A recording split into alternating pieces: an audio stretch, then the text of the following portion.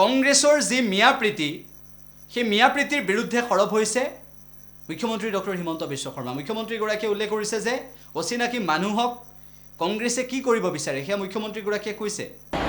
চাওক, মই মুছলমান বুলি কওঁতে মই ভাবোঁ যে অসমীয়া মুছলমানৰ ভোট কংগ্ৰেছে ইমান নাপায়, কিন্তু মিয়াসকলৰ ভোট ডেফিনেটলি কংগ্ৰেছে পাব।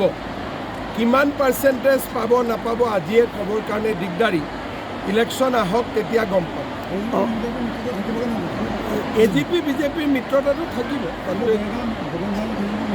খেলিব পাৰে, বন্ধুত্বমূলক প্ৰতিদ্বন্দ্বিতাটো হ'ব পাৰে। যোৱাবাৰুতো নাওবৈচাত বন্ধুত্বমূলক প্ৰতিদ্বন্দ্বিতা হৈছে, গতিকে কোনোবা সমষ্টিত এজিপিৰ লগত বন্ধুত্বমূলক প্ৰতিদ্বন্দ্বিতা হ'ব পাৰে, কিন্তু অভাৰঅল মিত্ৰতা থাকে। চাওক, মই মুছলমান বুলি কওঁতে মই ভাবোঁ যে অসমীয়া মুছলমানৰ ভোট কংগ্ৰেছে ইমান নাপায়, কিন্তু মিয়াসকলৰ ভোট ডেফিনেটলি কংগ্ৰেছে পাব। কিমান পাৰ্চেণ্টেজ পাব নাপাব আজিয়ে ক'বৰ কাৰণে দিগদাৰী।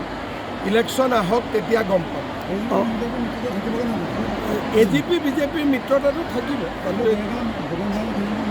খেলিব পাৰে, বন্ধুত্বমূলক প্ৰতিদ্বন্দ্বিতাটো হ'ব পাৰে। যোৱাবাৰুতো নাওবৈচাত বন্ধুত্বমূলক প্ৰতিদ্বন্দ্বিতা হৈছে, গতিকে কোনোবা সমষ্টিত এজিপিৰ লগত বন্ধুত্বমূলক প্ৰতিদ্বন্দ্বিতা হ'ব পাৰে, কিন্তু অভাৰঅল মিত্ৰতা থাকে।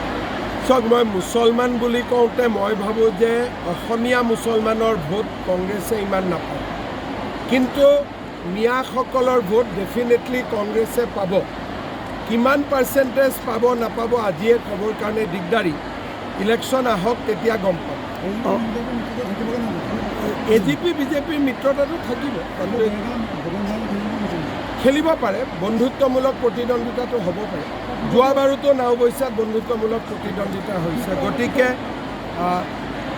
কোনোবা সমষ্টিত এজিপিৰ লগত বন্ধুত্বমূলক প্ৰতিদ্বন্দ্বিতা হ'ব পাৰে, কিন্তু অভাৰঅল মিত্ৰতা থাকিব।